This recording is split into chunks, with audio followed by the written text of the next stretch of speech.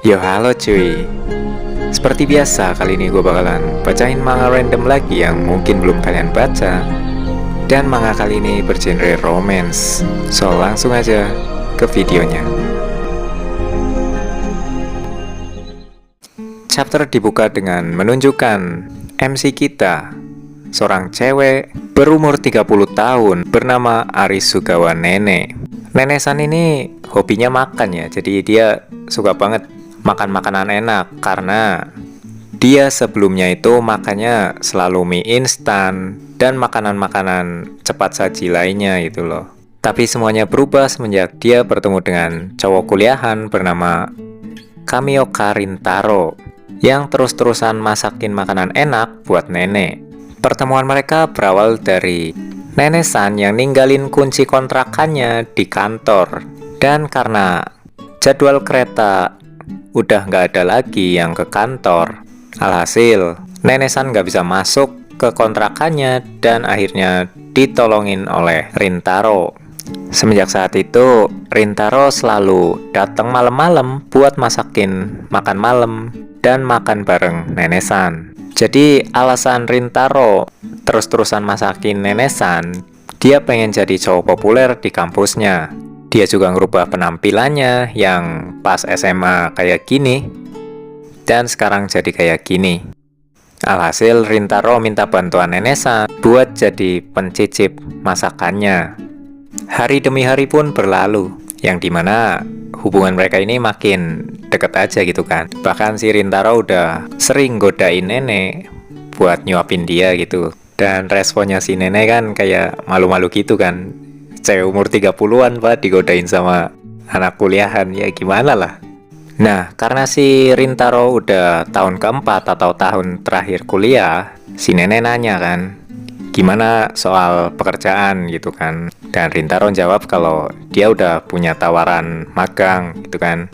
Dan tiba-tiba nenek-san meluk Rintaro dan beralasan kalau itu buat balasan suapan yang tadi gitu kan, buat godain Rintaro. Tapi yang gak diduga si Rintaro malah meluk balik dan si nenek malu-malu sendiri, gila. Akhirnya si Rintaro sadar dan ngelepasin pelukannya dari nenek, kemudian buru-buru pulang. Dia juga bilang udah nyiapin porsi buat hari Sabtu karena setiap hari Sabtu Rintaro nggak bisa datang karena urusan. Jadi porsi makan buat hari Sabtu ditaruh di kulkas buat dimakan sama nenek.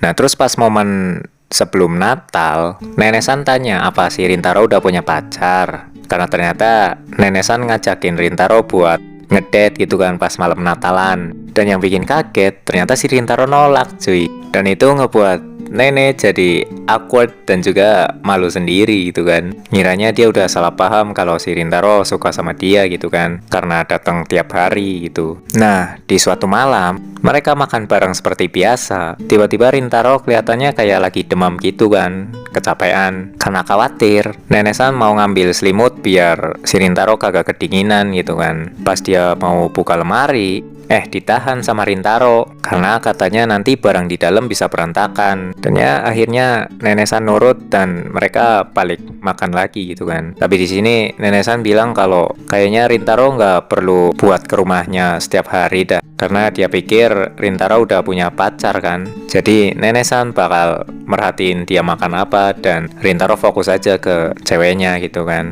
Tapi si Rintaro nggak mau jawab dan malah jajelin makanan ke mulutnya nenek gitu. Dan bilang buat jangan bahas hal itu sekarang, nanti makanannya dingin gitu kan. Akhirnya nenek-san tanya hal lain. Apa ada orang yang Rintaro cintai lebih dari nenek? Dan ada dong, di luar dugaan ternyata itu gadis cuy. Gadis yang disayangi Rintaro lebih dari nenek. Yang dimana itu ngebuat si nenek-san patah hati cuy. Tapi karena Rintaro datang setiap hari, jadi kayaknya ya nggak terlalu perih kata nenek gitu kan. Kemudian di suatu hari, nenek-san iseng kan. Kali ini dia berniat buat dia yang datang ke kontrakannya Rintaro. Dan kagetnya nenek-san, ternyata kontrakannya Rintaro itu kosong cuy. Gak ada apa-apa di kontrakannya gitu.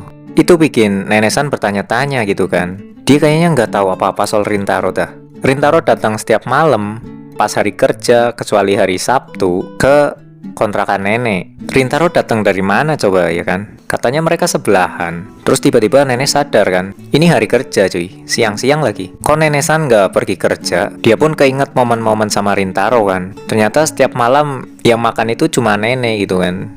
Si Rintaro kagak ikut makan. Terus kenapa waktu itu Rintaro ngelarang dia buat buka lemari, sementara itu kan kontrakannya si nenek. Akhirnya dibukalah pintu tersebut sama si nenek. Dan ternyata dia nemu barang-barang anak kecil cuy, foto bayi dan juga fotonya nenek San. Akhirnya di sini ditunjukin flashback si Rintaro kan. Semenjak pertemuan pertama Rintaro sama nenek San, dia udah jatuh cinta sama nenek San. Akhirnya Rintaro nembak si nenek San dan kemudian ngelamar nenek San. Kemudian mereka pun nikah kan. Dan ternyata foto bayi yang ada di ruangan kontrakan nenek San tadi itu anak mereka cuy, namanya Nana-chan. Lah ini apa-apaan coba ya kan? Mereka udah nikah di ingatan si Rintaro cuy. Dan ternyata di sini dijelasin kalau nenek San itu udah meninggal karena kecelakaan dan ninggalin Rintaro juga anaknya yaitu Nana-chan. Akhirnya Rintaro sama anaknya tinggal sama ibunya Rintaro atau neneknya Nana gitu kan. Nah di suatu hari si Rintaro pengen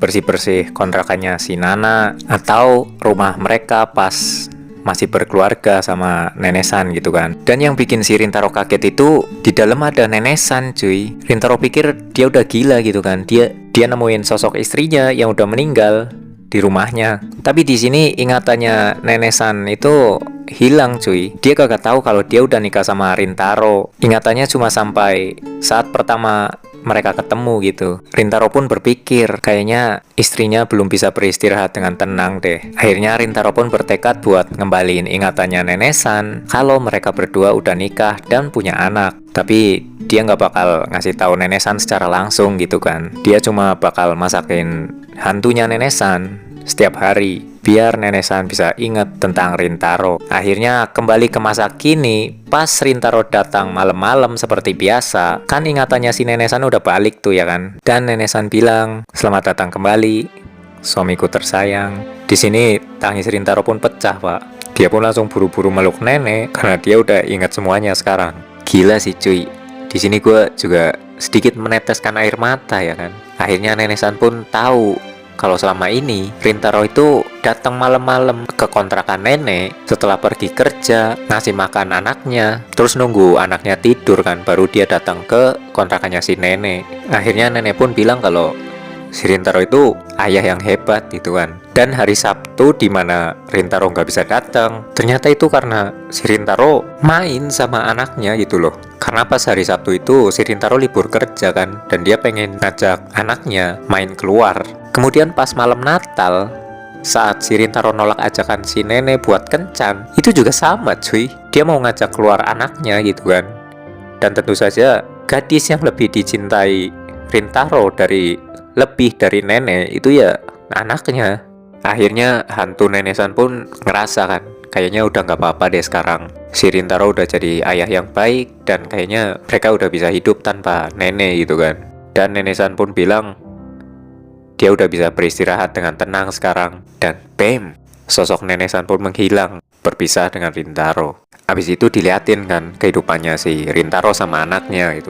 Semua barang-barang di kontrakan nenek sebelumnya udah dipindahin ke rumah ibunya Rintaro atau kakek neneknya Nana. Dan Rintaro bilang ke anaknya kalau mulai sekarang ibu mereka bakal ikut makan bareng bersama mereka selamanya. Tamat. Gila sih cuy, ini manga bagus banget. Gue emang kagak kuatan ya kalau masalah orang tua anak gitu kan. Dan siapa sih yang kagak sedih gitu kan ditinggal orang tersayang. Apalagi di sini nenek San cakep banget cuy, gila. Walaupun udah umur 30 ya. Dan si Rintaro juga gila sih, dia keren banget sumpah. Dia bertanggung jawab sama anaknya. Dia juga mencintai istrinya dengan sepenuh hati gitu kan. 9/10 sih buat di manga.